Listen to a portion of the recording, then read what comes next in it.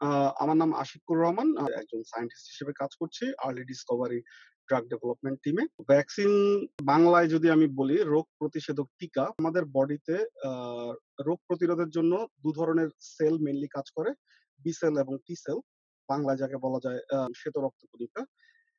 এরা হচ্ছে যে আমাদের শরীরে বাহ্যিক যেকোনো রকমের ব্যাকটেরিয়া, ভাইরাসের এগেইনস্ট এ আমাদের প্রতিষেধক বা প্রতিরোধ মেকানিজম হিসেবে কাজ করে।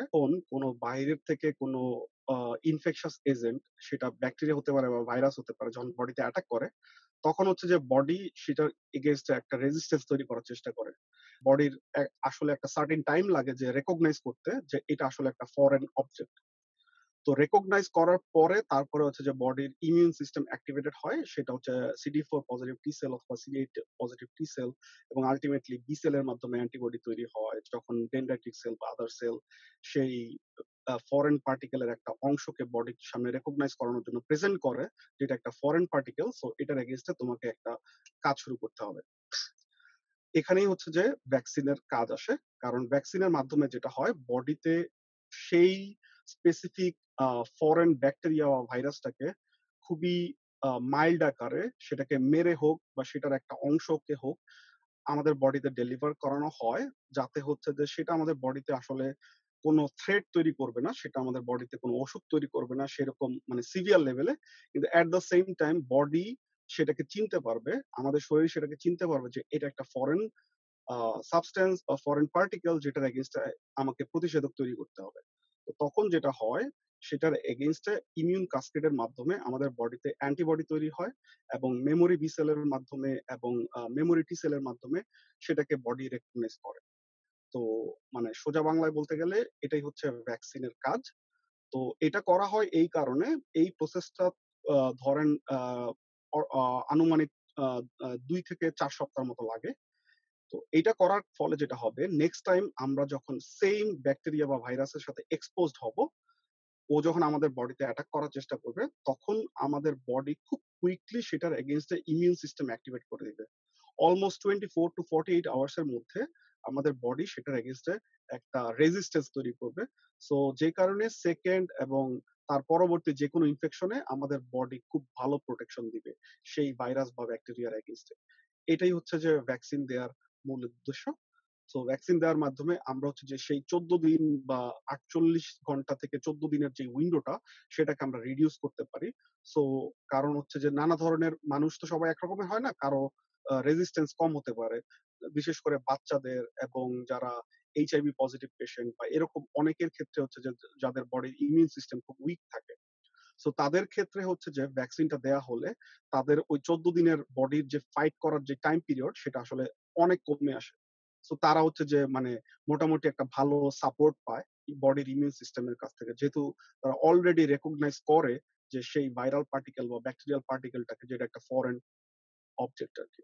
ভাইরাসের ক্ষেত্রে ধরেন ভ্যাকসিনটা ইউস করা হয় মেইনলি এই কারণে, কারণ হচ্ছে যে অ্যান্টিভাইরাল যেই ড্রাগ গুলি আছে, এগুলি আসলে বেসিক্যালি হিস্টোরিক ডেটা দেখে যে যা বলা যায়, মানে স্পেসিফিক্যালি কাজ করে এইরকম অ্যান্টিভাইরাল ড্রাগ আসলে তেমন কোনো একটা বাজারে নাই। যে ধরনের ড্রাগ গুলি আছে সেইগুলি ধরেন আপনার কাজ করে আসলে একটা স্পেসিফিক পাথওয়েতে। সো সেই পাথওয়েতে কাজ করতে গেলে তখন দেখা যায় যে সে সে হচ্ছে যে মানে বডির নিজস্ব ইমিউন সিস্টেমকেও ধ্বংস করে ফেলে। সো এই ক্ষেত্রে ধরেন সবচেয়ে ক্লাসিক্যাল এক্সাম্পল দেওয়া যায় আপনার এইচআইভি ভাইরাসের জন্য।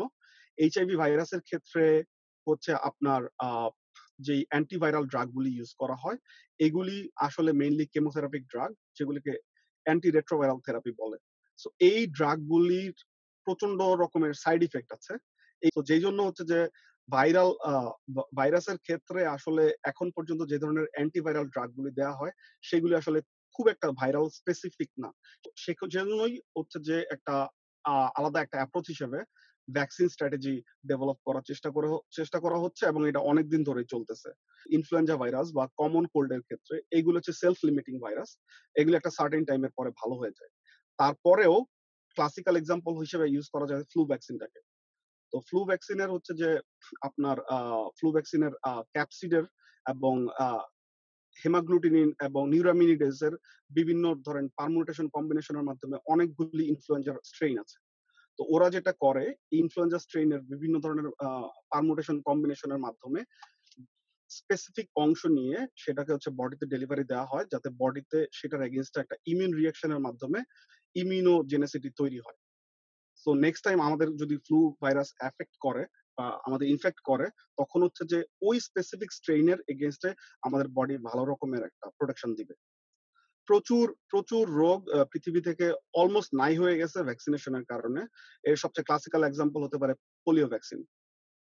এছাড়া আপনার এমএমআর বা আপনার বিসিজি এইগুলি হচ্ছে দিয়েও আপনার তারপরে হচ্ছে যে টিটেনাসের ভ্যাকসিন এই সমস্ত অনেক ভ্যাকসিন আছে যেগুলি দিয়ে হচ্ছে যে মানে পৃথিবীতে এখন অনেক রোগ নাই বলতে গেলেই চলে শুধুমাত্র ওইসব ভ্যাকসিনেশনের কারণে। ভ্যাকসিনেশনের সবচেয়ে বড় চ্যালেঞ্জ যেটা সেটা হচ্ছে যে ভ্যাকসিনটা যখন দেয়া হয় আমাদের বডিতে তখন কি হয় আমাদের বডির সেলগুলি ওই ভ্যাকসিনের এগেইনস্টে ওই ভাইরাসের অথবা ব্যাকটেরিয়ার সেই স্পেসিফিক সেল মেমব্রেন বা ক্যাপসিডের সেই পার্টিকেলের এগেইনস্টে একটা অ্যান্টিবডি তৈরি করে। কারণ হচ্ছে যে অ্যান্টিবডিটা যখন ভাইরাস বা ব্যাকটেরিয়ার একটা ইমিউনোজেনিক এপিটোপ আছে সেটাকে যখন রেকগনাইজ করে যেটা একটা ফরেন পার্টিকেল তখন ইমিউনোজেনিক পাথওয়ের মাধ্যমে হচ্ছে যে আলটিমেটলি অ্যান্টিবডি ডেভেলপ করা হয়। এখন প্রবলেম হচ্ছে আমাদের বডির ইমিউন সিস্টেম খুবই কমপ্লিকেটেড এবং খুবই ডাইভার্স। সো আমাদের বডিতে অনেক ধরনের অটো ইমিউন ডিজিজ হয়। যেখানে হচ্ছে যে ওই বডির অ্যান্টিবডি গুলিকে বডির সেলফ মানে নিজের সেলকেই সে ফরেন হিসেবে ডিটেক্ট করে তখন অ্যান্টিবডি বাইন্ডিং এর মাধ্যমে সেই সেলগুলিকে মেরে ফেলে। তো এটা হচ্ছে যে অটো ইমিউন ডিজিজের ওয়ান অফ দা মানে ক্লাসিক্যাল পাথওয়ে। সো যেটা হয় ভ্যাকসিনেশনের এগেইনস্টে মানুষ কথা বলে কারণ হচ্ছে যে আপনার অনেক ক্ষেত্রেই ভ্যাকসিনের কারণে এ ধরনের অনেক অটো ইমিউন রিঅ্যাকশন ট্রিগার হয় যে এই অটো ইমিউন রিঅ্যাকশনের কারণে অ্যাকচুয়ালি আসলে বডিতে নানা রকমের সাইড ইফেক্ট দেখা যায়। ভ্যাকসিনেশনের এগেইনস্টে আন্দোলন চলে বা এই টাইপের যে ব্যাপারগুলি আছে কারণ তারা এমন কিছু ডেটাকে নিয়ে আসে দেখা যায় যে অনেকের ক্ষেত্রে হয়তো প্রেগনেন্ট উইমেন হইলে বা যাদের মনে করেন বডিতে ইমিউনো কম্প্রোমাইজ সিচুয়েশন চলতেছে তাদের ক্ষেত্রে হচ্ছে যে এই ধরনের ভ্যাকসিনেশনের সাইড ইফেক্ট আসলে অনেক ট্রিমেন্ডাস, অনেক হিউজ। তো ওইসব ক্ষেত্রে আসলে প্রবলেমটা শুরু হয়। তো এই জন্যই কোনো একটা ভ্যাকসিন ডেভেলপমেন্ট করা আসলে এত ইজি না। কারণ এট লিস্ট 3 ফেজে ক্লিনিক্যাল ট্রায়াল চলে। ১ম এ হচ্ছে ধরেন আপনার ফেজ 1 এ হচ্ছে যে খুবই একটা সার্টেন পপুলেশন, অল্প কিছু পপুলেশন এবং নন randomized পপুলেশন মানে সিলেক্টিভ পপুলেশন যাদের ইমিউন সিস্টেম খুবই হেলথি এবং যাদের অন্য কোন রকমের অসুখ নেই তাদেরকে সিলেক্ট করা হয়। 2nd ফেজে ধরেন আরেকটু ডাইভার্স পপুলেশন এবং 3rd ফেজে লার্জ স্কেলে একেবারে ডাইভার্স একটা পপুলেশন নিয়ে আপনার এই ট্রায়াল চালানো হয়। যাতে হচ্ছে যে মানে সাধারণ জনগণের মধ্যে সেই ভ্যাকসিনের এগেইনস্টে কোন রকমের ইমিউন রিঅ্যাকশন হয় কিনা বা অটো ইমিউনিটি ডেভেলপ করে কিনা বা এমন কোন ধরনের নিউট্রালাইজিং অ্যান্টিবডি ডেভেলপ করে কিনা যেটা আসলে বডির সেলফ ইমিউনিটির জন্য হার্মফুল সেগুলি দেখা হয়। সো এই ৩ টা ফেজ যদি কোন ভ্যাকসিন পার করতে পারে তখনই সেটা আসলে এফডিএ অ্যাপ্রুভাল পায় মার্কেটে আসে। যেহেতু ভ্যাকসিনেশন করাই হয় আসলে বডির ইমিউন সিস্টেমকে অ্যালার্ট করার জন্য। সো বডির ইমিউন সিস্টেম বা আমাদের পুরা ইমিউন সিস্টেমটা আসলে কাজ করে আমাদের বয়স যত বাড়তে থাকে আমাদের ইমিউন সিস্টেমের ইফেক্টিভিটি তত কমতে থাকে ইন জেনারেল। সো এই কারণে বয়স্কদের তুলনায় যারা হেলদি অল্প বয়স্ক তাদের ক্ষেত্রে এফিকেসি লেভেল অনেক বেশি। কিন্তু এটার কোনো মানে স্পেসিফিক রিলেশন এখন পর্যন্ত আসলে ওইভাবে স্পেসিফিক্যালি দেখানো যায় নাই। কারণ আপনি ২ ধরনের ডেটাই দেখতে পারবেন।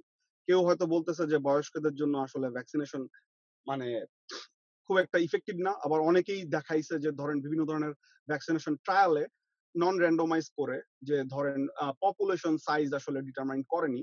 তো সেক্ষেত্রে দেখা গেছে যে আসলে বয়স্কদের ক্ষেত্রেও ভ্যাকসিনেশন অনেক ক্ষেত্রে অনেক ইফেক্টিভ হয়। এটা পুরোটা ডিপেন্ড করতেছে আপনি ভ্যাকসিনেশনটা কিভাবে দিচ্ছেন, ক্যারিয়ারটা কি? এই স্ট্র্যাটেজিটা সেটা হচ্ছে কি আপনি আসলে বডিতে রিকম্বিনেন্ট প্রোটিন ডেলিভারি করছেন নাকি এমআরএনএ ডেলিভারি করছেন নাকি ডিএনএ ভ্যাকসিনের জন্য ট্রাই করতেছেন। এই সবগুলি ডিফারেন্ট কাস্কেডে কাজ করে।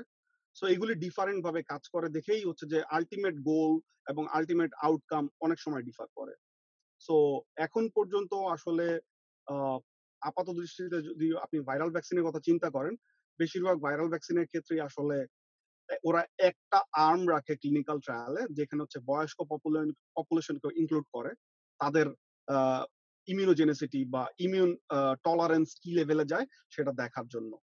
বডিতে যখন একটা ভ্যাকসিনের একটা ডোজ দেওয়া হয়, একটা সার্টেন অ্যামাউন্ট এর ভাইরাসের ক্যাপসিড প্রোটিন বা একটা পার্টিকেল অফ ভাইরাস বডিতে ইনজেক্ট করা হয় ইন্ট্রামাসকুলারি, যাতে সেটার এগেইনস্ট একটা অ্যান্টিবডি তৈরি হয়। এবং তারপরে একটা সার্টেন টাইম পরে ওরা বডিতে হচ্ছে যে আপনার বডির ব্লাড নিল। ব্লাড নিয়ে সেখান থেকে সেই অ্যান্টিবডিটা মেজার করে যে অ্যান্টিবডির ঘনত্ব বা কনসেনট্রেশন আসলে বডিতে কতটুকু আছে। সো তারা যদি দেখে যে এটা একটা সাস্টেইনেবল লেভেলে সেই অ্যান্টিবডিটা বডিতে আছে এবং সেটা সার্কুলেট করছে অল ওভার দ্য বডি, তার মানে হচ্ছে যে আসলে একটা ডোজই সাফিসিয়েন্ট আমাদের জেনারেট করার জন্য পারফেক্ট ইমিউনোজেনিসিটি বা ইমিউন প্রোটেকশন। এখন বুস্টার ডোজ আসে তখনই যখন দেখা যায় যে বডিতে একবার ইনজেক্ট করার ফলে দেখা যাচ্ছে যে আসলে আমাদের যথেষ্ট পরিমাণে ইমিউনোজেনিসিটি ক্রিয়েট হচ্ছে না। তো তখন হচ্ছে যে সেকেন্ড বা থার্ড ডোজ আপনার আবারও দেয়া হয়, যাতে হচ্ছে যে একটা সার্টেন টাইম পর পর বডিকে রেকগনাইজ করানো বা মনে করিয়ে দেওয়া যে এটা একটা ফরেন অবজেক্ট, এটার এগেইনস্টে তোমাকে ইমিউন রিঅ্যাকশন করতে হবে, ইমিউন ফাইট করতে হবে, অ্যান্টিবডি মেক করতে হবে। সো এইজন্য হচ্ছে যে বুস্টার ডোজ দেওয়া হয়। যেমন হেপাটাইটিস বি এর ক্ষেত্রে কিন্তু এভরি 5 ইয়ার্স বা এভরি 10 ইয়ার্স ওরা বডিতে চেক করে যে বডিতে যথেষ্ট পরিমাণে অ্যান্টি হেপাটাইটিস বি অ্যান্টিবডি আছে কিনা। যদি না থাকে তখন আবার বুস্টার ডোজ দেওয়া হয়, যাতে সার্টেন অ্যামাউন্ট এর অ্যান্টিবডি ব্লাডে সবসময় সার্কুলেট করে।